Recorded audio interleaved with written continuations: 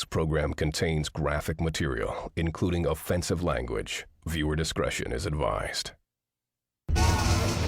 September 7th, 1993, New York City. Firefighters were called to this apartment building in the Bronx. Smoke billowed from a second-floor window. They broke down the door and made a horrifying discovery.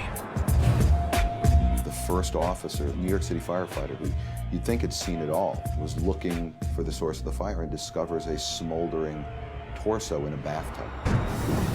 The burning body was drained of blood. The head and hands had been hacked off and were nowhere to be found. It would turn out to be the work of the Latin Kings against one of their own. A Latin King learns that your worst enemy is a Latin King. The New York City Latin Kings. On the surface, they were a family. We stick together. I would die for my brothers right here. Beneath that, a violent gang that turned the city into a war zone. It was like Lord of the Flies with automatic weapons. I started stabbing people for the fun of it. Bodies being dismembered, bodies being burned. It sends a message. We're not going to be messed with.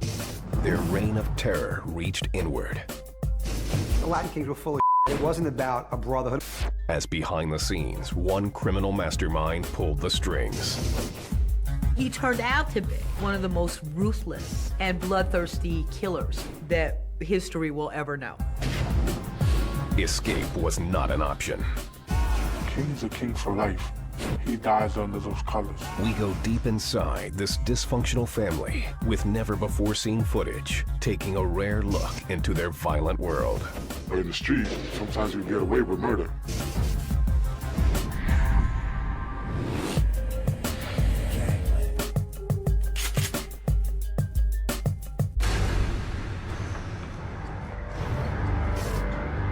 The streets of New York City. Throughout history, it has been home to some of the toughest and most violent gangs in the world, where wearing the wrong colors or throwing the wrong sign can be a death sentence. It's here that the New York chapter of the Latin Kings has flourished for over 20 years. It was born out of the need for protection behind bars at New York's toughest prisons. But now, the Latin Kings are on the streets and 5,000 strong. A number that surprises even some cops. It just took off like wildfire, and quite frankly, we weren't prepared for it. The gang calls itself The Nation and has adopted the battle cry, Amor de Rey. It's this dual promise, the love of a family and the loyalty of an army, that is so seductive for many in New York's poorest neighborhoods. Black and gold, gold. Pigs love black and gold. Whose house? King's house. These current-day Latin Kings agree to speak with us about life inside one of the most violent gangs in America. They give us a rare glimpse into the nation. If any more want to come and pop on us, you know where we be at. Don't say behind closed doors, say to our face, all right? I'm on the rey. They openly taunt rival gangs, but they ask that their faces be concealed, mainly to protect them from their own. Their fear is real. As with most gangs, they will be hunted down and killed for breaking their code of silence. But the threat of death doesn't deter these gangbangers. They openly talk about the nation with the fervor of religion. I don't believe in God. God ain't to me. All I think is about my kings and my nation. I don't believe in God. Because the God ain't helping me, so I come to my nation to help me, you know? And my nation is like a God to me, you know? That's why I follow by this nation. That kind of loyalty comes at a high price. Gang members choose to dance with death. I've been through so much beef, so much shootouts, everything, gang violence, everything. I got shot right over here, right in this area right here. I got shot. People try to take me down, nobody could take me down. They try and try so much, but I'm still here living today with my brother today. I'm on that day. It's a familiar story, one that this 33-year-old high-ranking gangbanger knows well. King Bulldog joined the Latin Kings at the age of 10. In this exclusive interview, he explains why he became a member. I grew up in an environment without a dad. I kind of took them as a role model. And seeing them in the streets all the time, throwing up signs and getting money and girls and this and that, that was something that I really wanted to get involved with. King Bulldog figured out quickly that the more violent he became, the more power he'd gain within the nation. Before long, violence became second nature. You actually start getting used to it. Used to blood splatting at you, blood splatting out, seeing blood pour on the floor. And being part of the gang, that's what you see. You see blood, nothing but blood. Eventually, the blood spilled would be that of his own family. In the early 90s, the Latin Kings were at war with their rivals, the Bloods, over territory in the Bronx. King Bulldog, then a high-ranking leader, saw red, literally, every time he saw someone wearing the crimson color of the Bloods. I felt that every person that I see with a red on, I have to attack. That hatred was mutual. In the fall of 1994, King Bulldog was holding his 2-year-old son on the streets when a suspicious vehicle pulled up. The windows rolled down and members of the Bloods opened fire. King Bulldog survived. His son did not. My son got shot 3 times in the head. And that was my first child. But it would turn out that rival gang members weren't the only ones who wanted King Bulldog dead. One day, Bulldog was driving through the Bronx when he noticed 3 vehicles close behind. When he came to a stoplight, the cars surrounded him. Initially, he was relieved to see they were wearing the black and gold colors of the Latin Kings, his brothers. I got out to salute them, and instead of getting a salute, they cut me with a razor and stabbed me in my heart, almost dying, because they wanted me dead. The attack was an attempted coup. King Bulldog held the 3rd highest position in the nation, and some ambitious members wanted him out of the way. Because they feel that, you know, you're worth too much. You know too much. So we might as well just take him out and take his position. That's the way it is. King Bulldog learned an important lesson of gang life. Don't trust anybody, not even your so-called family. You know, they always say that, you know, your brother's your worst enemy. Why? Because he's your closest one to you. This brother against brother bloodshed goes against everything the Latin Kings claim to stand for. Yet the underbelly of fratricide has always been part of the gang. And in 1993, it reached a new level, exploding into a series of violent crimes that baffled authorities and almost destroyed the New York Latin King nation. It began with one of the most notorious killings in the gang's bloody history. The murder of William Cartagena, aka King Lil Man. It was in September 1993 that his mutilated corpse was discovered in a Bronx tenement by New York City firefighters. Sergeant Lou Savelli patrolled these streets for the New York City Police Department's gang unit. William Cartagena was strangled and killed in this building. He was brought here into a bathtub. His hands and his feet were cut off, and his head. His Latin King tattoo was cut off by members of his own gang. The killers set fire to the corpse before leaving the scene. Just 4 days later, the Latin Kings plotted another murder. This one in Brooklyn. Their intended victim was Margie Carterone, a member of the King's sister gang, the Latin Queens. Margie's homies had planned to shoot her, but were unable to break into her apartment. So they decided to burn down the entire building with her neighbors inside. Richard Zabel prosecuted the case for the U.S. Attorney's Office. They got up to where her door was, poured gasoline under the door and on the door and all around the walls and the hallway there to burn her to death. Queen Margie escaped uninjured, but 2 of her neighbors weren't so lucky, their skin permanently disfigured by the flames. Just 6 weeks later, on October 30th, the Kings struck yet again. 5 gang members armed to the teeth approached a Brooklyn apartment building where a Halloween party was in full swing. Their target was high-ranking gang member Rafael Gonzalez, known to the nation as King Mousy. They had gone up the stairs to where the party was. And there were a lot of people walking around and a lot of noise. And they knocked on the door, and door was opened, and they just started shooting. One innocent bystander was gunned down, but King Mousy escaped and was never heard from again. It was the third major crime within weeks, and New York authorities like Deanna Rodriguez were getting suspicious. Then they noticed a pattern. All the people that were committing these crimes were like dressed alike. They were wearing gold and black. The suspects were wearing the gang colors of the Latin Kings. As authorities dug deeper, it seemed likely that one man was behind it all. A lifelong criminal and the leader of the New York Latin King Nation. A man known simply by the name King Blood. He turned out to be one of the most ruthless and bloodthirsty killers that history will ever know. 1993, New York City. For months, gang unit detectives had tracked a series of brutal crimes, all believed to have been committed by one gang, the Latin Kings. Authorities soon noticed something curious. It appeared the Latin Kings weren't targeting their enemies. They were going after their own, with a vengeance. They took New York by storm. Bodies being dismembered, bodies being burned, things of this nature, the vicious slashings, the vicious stabbings. The more they investigated, the more police suspected there was one mastermind behind the carnage. A man named Luis Felipe, aka King Blood. Felipe was a career criminal who had joined the Latin Kings over a decade earlier in Chicago, the city where it all began. It was the 1940s, during the Second World War, and the demand for industrial workers was high.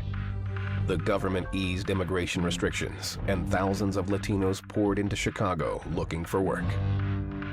Other ethnic groups resented the competition. There was a rejection, more or less, by Irish and Italian communities in Chicago. You're not from here. Get out. The Hispanic community responded by banding together. They formed a group they called the Latin Kings. Each member created his own name, putting the title of King in front. It gave members a feeling of self-worth and helped them rise above the racism they faced. Adding a title of royalty. I'm a king. In a place that they told me that because I'm a Latino, I'm nobody. So it's another way of fighting back this issue of the names. The Latin Kings also developed a written manifesto, which was revered like the Bible. It gave detailed lessons on how members should behave. Lessons included respecting your brothers, showing loyalty to the nation, and seeking wisdom through the manifesto. These lessons were dubbed Kingism. For decades, the Latin Kings were a constructive force in the Hispanic community, most of which was comprised of hardworking, upstanding citizens.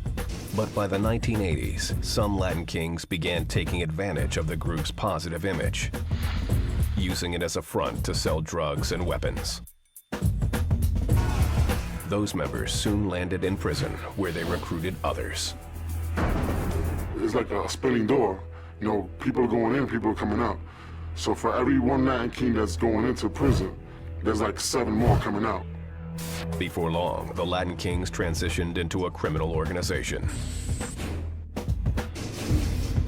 It was around this time that a Cuban criminal named Luis Felipe arrived in Chicago. As the Latin Kings would soon learn, Felipe was their kind of man. Luis Felipe was born in Cuba on May 11, 1961, to a prostitute mother and a father whom he never met. In the impoverished barrios of Havana, Felipe started a life of crime. As a teenager, he was arrested for attempted murder and sent to prison for 10 years. As Felipe sat in his cell, Cuba was in a state of rebellion. The economy was in shambles, and many Cubans were unhappy with their president, Fidel Castro. In 1980, Castro announced that anyone who wanted to leave Cuba was free to do so. This included opening up the prisons and freeing some of Cuba's most cold-blooded criminals. A mass exodus of more than 100,000 refugees fled to the United States in what was called the Mariel Boat Lift. The more sort of reprobate, the more deviant of the Cuban society, and basically gave them rafts and boats and sent them on their way to Miami. Luis Felipe was among them. From Miami, he made his way to Chicago, where he continued his criminal behavior. He was a dope fiend. He used to live in boxes up in Chicago. He was a junkie, but he always had a gun on him because the way he survived in the jungle was to actually go out there and rob people to support his habits. Soon after arriving, Felipe came into contact with the Latin Kings, who were deeply involved in Chicago's drug trade. Felipe joined the gang, taking on the name King Blood. His willingness to sell drugs and commit acts of violence made him a star among his new brothers. They created a monster out of him. Then he started killing people out there, just for the fun of it. Chicago police caught wind of Felipe's activities. So in 1981, Felipe fled the Midwest and moved to the South Bronx in New York City. 1 year later, New York police arrested Felipe for shooting and killing his girlfriend during what he called a drunken accident. He was sentenced to 9 years and sent to Collins Correctional Facility in upstate New York. The prison was a hotbed of racial violence. African-American inmates were running the prisons, and from an inmate perspective, there must have been a real issue for safety for Latinos. In there, you gotta have someone, because if not, they'll either rape you or kill you, take everything you have. Felipe decided to unify his Latino brothers. On January 20th, 1986, he created the New York chapter of the Latin Kings. King Blood adopted the Chicago chapter's 5-point crown, which symbolized the nation and represented the 5 main principles of Kingism: respect, honesty, unity, knowledge, and love. If you broke one of the principles, you broke them all. If I lie to you, I'm breaking honesty. If I'm not honest with you, that means I don't respect you. If I don't respect you, that means I'm not being united with you and the rest of my brothers. If I'm not being united with you, that means I don't have enough knowledge to know that I'm supposed to have all my 5 points in my crown. And if I don't have those 5 points, then I have no love whatsoever for you. Amor de Rey, or King's Love, became the rallying call of the nation. Its ranks grew quickly. By 1993, membership had ballooned to the thousands as Kings left the prison system and began recruiting on the streets. People want to be part of something that they see as a movement and not just a gang. And that's what the Latin Kings were on the surface. But below the surface, the Kings were causing mayhem. From his prison cell in upstate New York, King Blood ran the gang with an iron fist. He had the respect of inmates and guards alike. The man was untouchable. No one would be able to get near him. He used to always walk with 20 members, and the police moving to the side for you, and if you get near him, no matter who you are, you're still going to get ripped or beat up, no matter what you are. Felipe's method of sending his orders to the outside was shockingly simple. He used handwritten letters.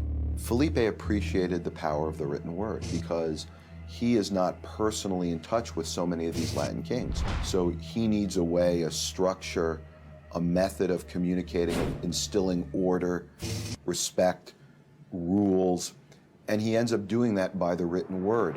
When Felipe wanted someone taken out, he wrote it down. Problem was, over time, Felipe found more and more reasons to have people killed, and his brazen form of communication would come back to haunt him. When you're on top and you have that much power, you don't think about the consequences. In 1986, from his prison cell in upstate New York, Luis Felipe started the New York chapter of the Latin Kings. Now, 2 decades later, that small prison gang is a street army of more than 5,000 members. That's our godfather, King Blood. He taught us everything we know, prayers, our lessons, everything. He taught us the real true meaning of kingism. Joining the gang means swearing allegiance to the nation's rules and regulations for life. A king is a king for life. He dies under those colors. Initiation into the Latin Kings can be as simple as being born into the gang, or as vicious as taking a serious beating. King Bulldog has been a member of the Latin Kings for over 20 years. When he joined the gang at the age of 10, he had to survive a beating from a 20-man line. That means that you start from one person to the end with bats and sticks. If you make it, then you survive. If you don't make it, then one, you don't be part of it, and two, you be somewhere in the desert. And I went through that line, I made it. Once they make the gang, all members are expected to carry out missions.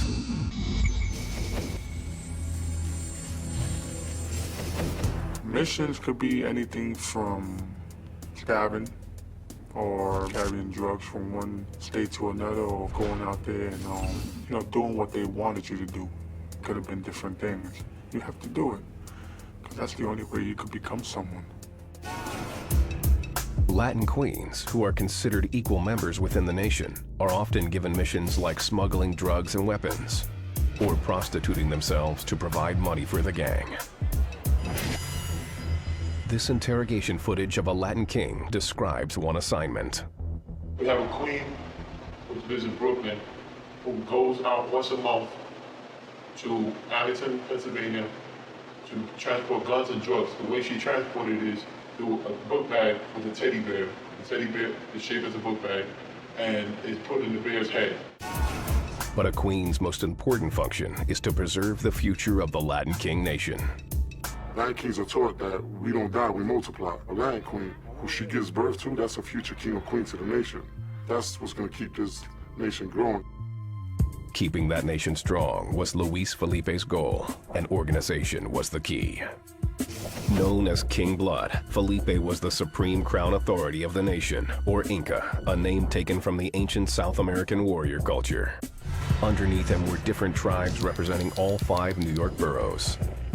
Each tribe had a 5-man leadership structure consisting of the first crown or president, second crown or vice president, third crown or warlord, fourth crown or counselor, and fifth crown or treasurer.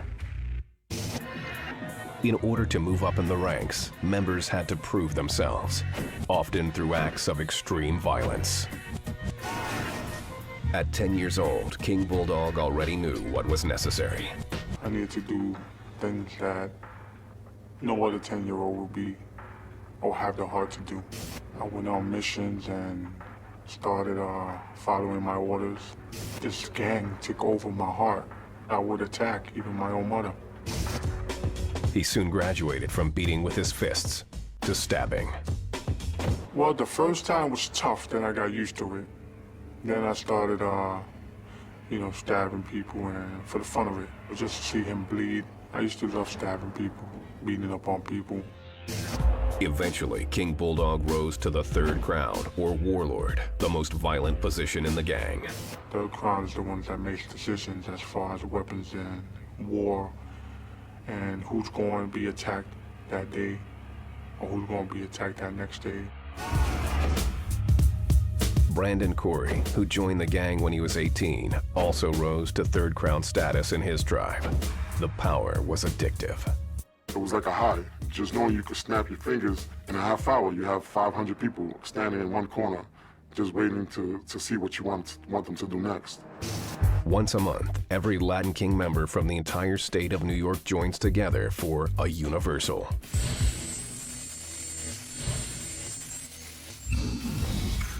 Yeah, we go universal every month. That's where all the bros get together. We talk about our situation.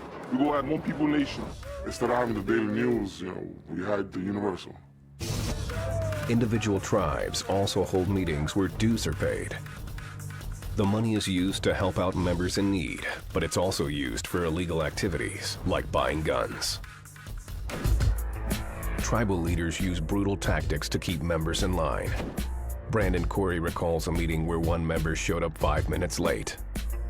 The top dog, he was serious, he meant business. So, hey, come here, you was 5 minutes late, it's okay, just stand here in the middle of the circle for 1 minute. The guy didn't walk out that circle, he was carried out. He was stabbed up, they stabbed him up, and from that day forward, I was never late to a meeting. Just like the Army, the Latin Kings have a uniform, wearing the colors black, gold, and red. Gold represents the sun. Black stands for the past and remembering their history of oppression. Red was to represent the blood that Latin kings have shed for the cause of the crown of the nation, meaning the blood that I shed for what I believe in kingism. Latin kings wear these colors like a badge of honor, unless they're trying to shake the cops. Then, as gang unit detective P.J. O'Rourke illustrates, they have subtle means of showing allegiance. When they're going to tell you this is a religious article, well, it is a cross, but the significance here is this was made to represent the Latin King nation, the black and gold on the cross with the black string. Black and gold bandana, this is traditionally what you're going to see on the street. We had information that when they had the bandana tucked into the belt line like this, they were using the bandana to conceal the butt of a firearm. Like most gangs, kings also represent their allegiance through elaborate tattoos. A truly committed king will permanently mark his body with the 5-point crown or ADR, a mort de re. This right here, the crown, the line, and the shield. The shield protects my body, my mind, and spirit. The 5-point crown and everything. Black and gold never fold. So if I got a tattoo of a crown, that's my way of telling you, this is forever. This is my crown. This is my nation. Kings that are in prison with no tattoo parlor get creative when it comes to body ink. We create our own needles with pens. They take a machine and, like let's just say a haircut machine, they take the motor out, they put a pen on it, and it bounces up and down. This is the machine they used to do it. It's a small motor in here. These are all taken from parts found in the jail. They fasten this together, hook these wires up to it, hook these 2 wires up to a power source in the wall, dip the needle into ink, and away they go. Signing is a traditional way to show allegiance among most gangs. In the Latin King Nation, some signs are general greetings, while others represent rankings within the gang. This means I'm willing to die for you. This is a 3-point crown, which is love, honor, and respect that you give your brothers. But back in the early 90s, the most important sign a Latin king could throw was the salute to king blood. The way you salute blood is throwing up your crown of respect and actually getting your right knee up and your left knee down on the floor. And that's the only way you can salute the man. If not, he would have been dead. Even from his prison cell, King Blood's authority was absolute. Through letters, he used his own coded language to order punishments for members who disrespected him.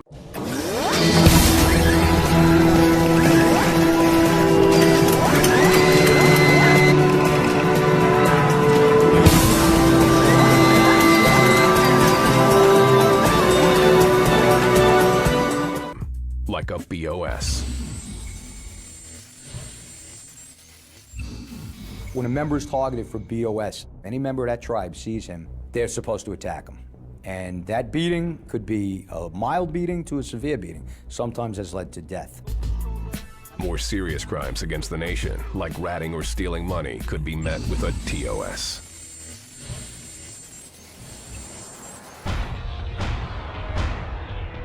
If you were suspected of being a snitch, or if you were suspected of trying to form your own set of Latin kings, or to betray Luis Felipe, you was feeling it. Problem was, by 1993, King Blood saw a traitor behind every corner.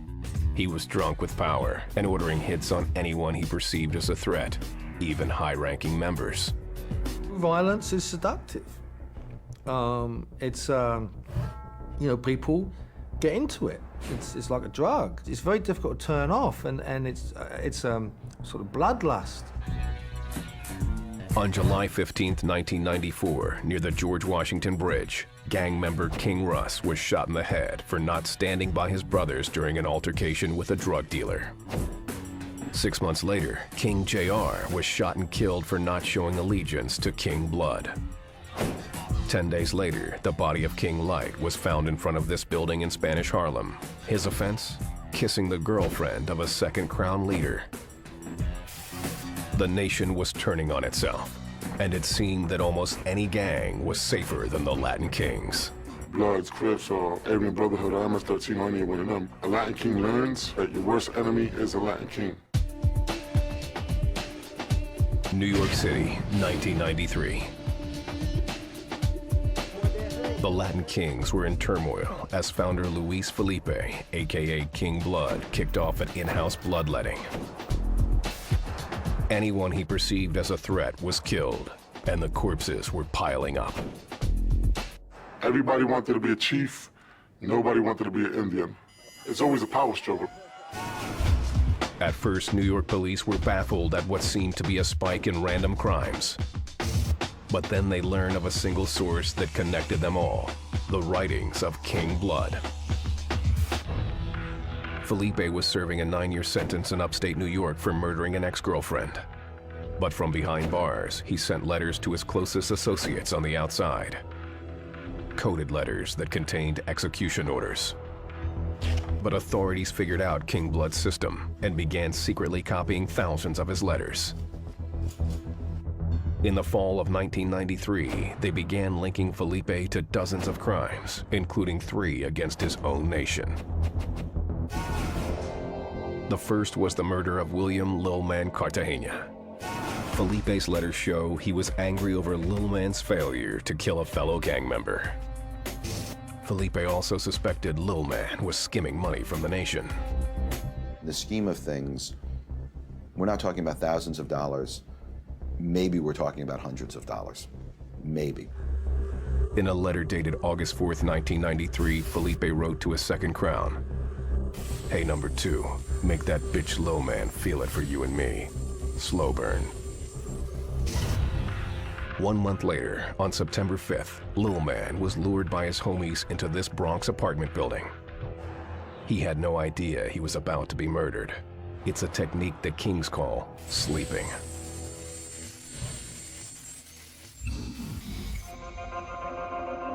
Once inside the apartment, the posse of kings tied Lil Man to a chair and stripped him down to his underwear.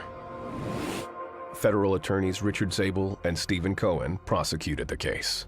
The king said, "I'll yoke him," meaning I'll strangle him, and some of the other Latin kings held Little Man's feet when he started kicking.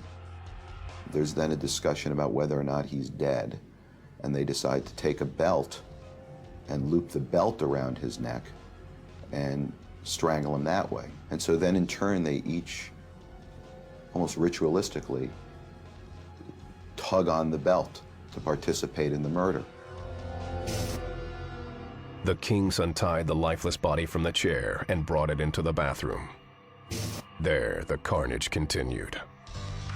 They loop him up by the feet around the shower head, and they, at that point, slit his neck and allow the blood to drain out of the body.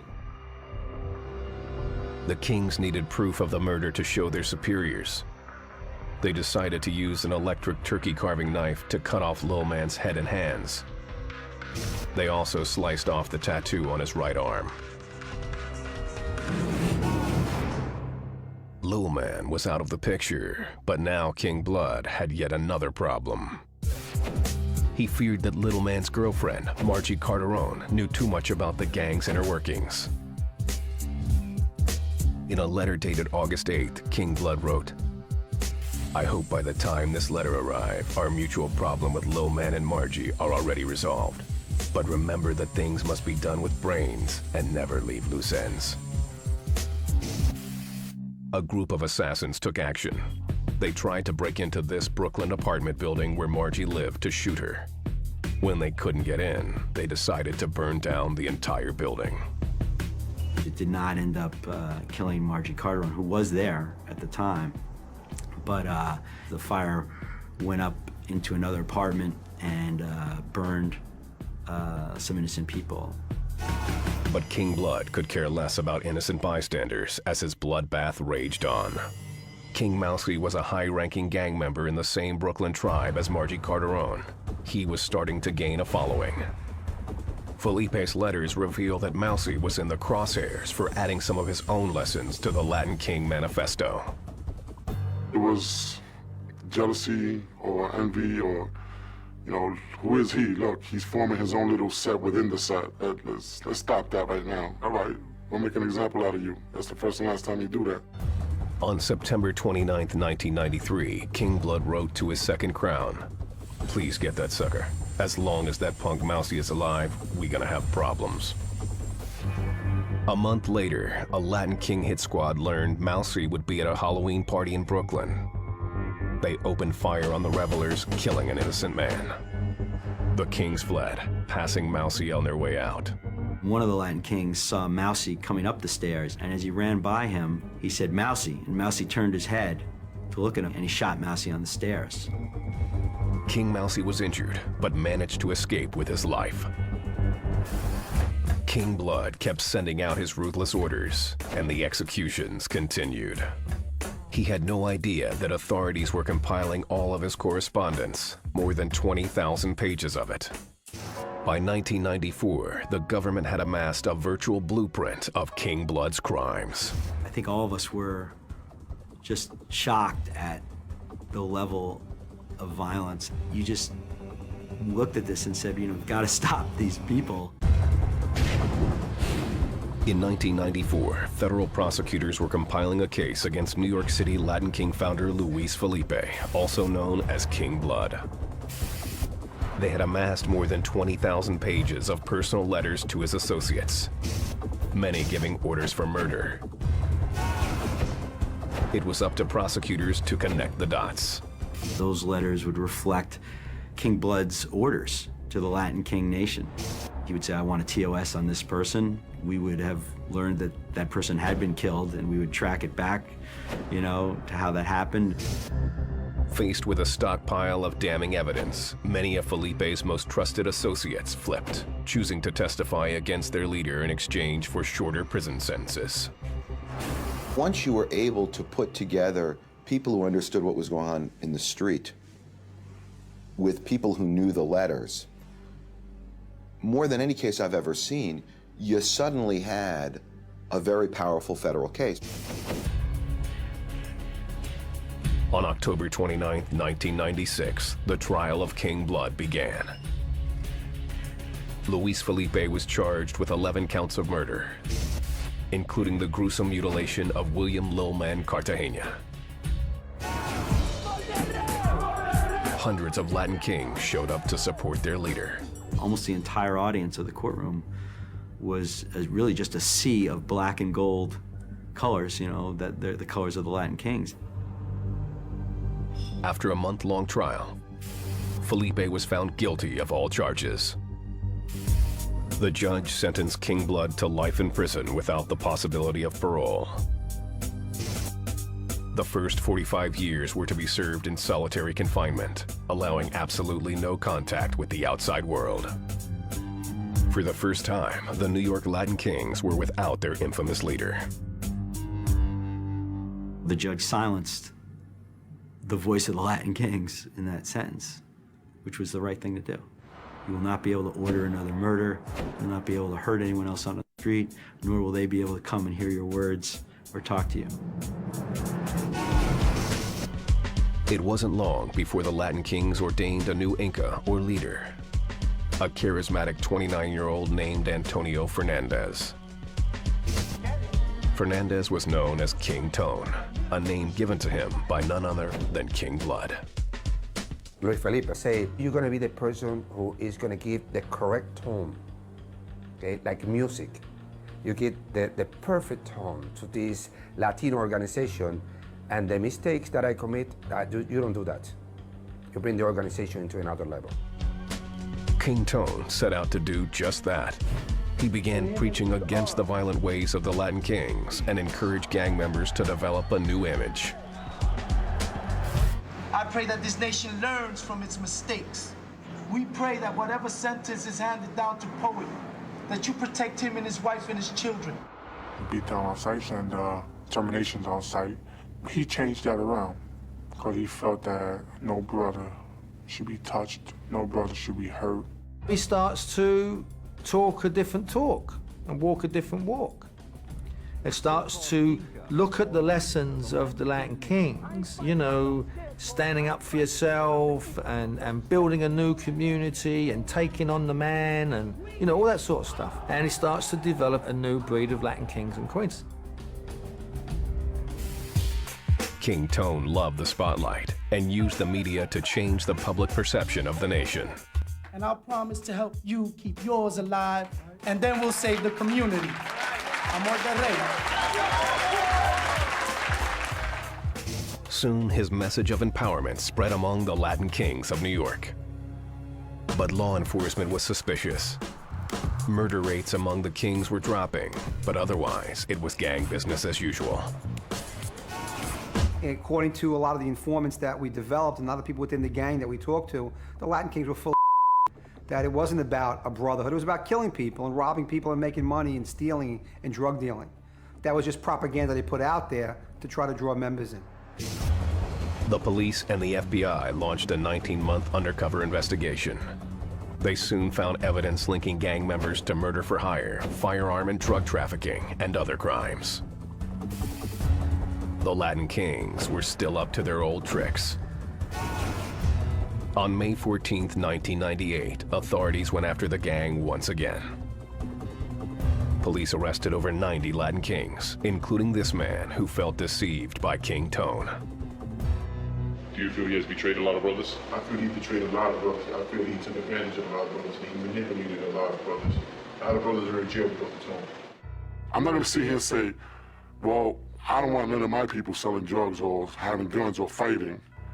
And then a couple of months later, I'm indicted for drugs. I'm a hypocrite, I'm a two-faced, I'm a liar. King Tone was arrested for conspiring to traffic in heroin and cocaine. He pled guilty and was sentenced to 12 years in prison. He pled guilty because he knew they got him. And really, he should go down in history as being one of the greatest con men of our generation. Today, the Latin kings are still reeling from King Tone's arrest. They are disorganized and without a leader. And once again, they are at each other's throats. There's internal strife again. There's again the battle for supremacy. There's again the battle of which tribe will born the new Inca. And so what we do see is a lot of in-house fighting. Even so, recruitment is on the rise, especially with so-called Pee-wee kings. Pee-wee kings are 8 years old, 9 years old, 7 years old, who are being utilized to carry drugs, the ones that will carry the guns, who are taught how to commit acts of violence against their purported enemies and each other. The little kids, they're the princes and queens of this tribe. What we teach them, they grow up and they become us. They become us smart and wise like us.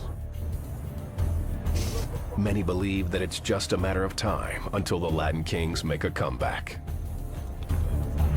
The guys that we arrested and the people that were put in jail in the 90s that didn't receive life sentences are starting to come home. And they're going to start it up again. And I think a lot of what we're going to see now is the resurrection. All our brothers come out of jail, we right here, we right there. We got their back 24/7. They're in prison, they're in their little bet real quick, but when they come out, we here with them. We will have their back 100%, 24/7. Black and gold never falls right there. I'm that right. I'm that right. Today, King Bulldog says he is retired from the Latin kings, though he remains in contact with them. He spends his time trying to dissuade kids from joining gangs. I basically am trying to make a change out of them still, because I know there's certain members, certain kids in there that has good in them, that they don't know what they're getting into. Brandon Corey is also using his experience for good. While serving a 3-year prison sentence, he wrote a book about life in the nation. He now lives under his own principles. You don't have to wear yellow and black and a yellow bandana around your neck to say you're a king. If you're working, taking care of your wife and kids, and you're doing the right thing, that alone makes you a Latin king. Even so, for any New York Latin king, the past is prologue. I think the Latin kings are always going to be around, because there's always going to be young ones. They're going to grow up and they're going to teach their young ones. It's always going to be there. We're going to be in the future. We was in the past, we're in the present, now we're going to be in the future. There is no stop to this, know what I mean? It's always going to be here forever. It's never a stop thing. I'll see you later now. This is never end. It's always going to be around forever and ever, know what I mean? Every day that I walk out my house, I need to look behind me. And to this day, I still look behind me, because you never know.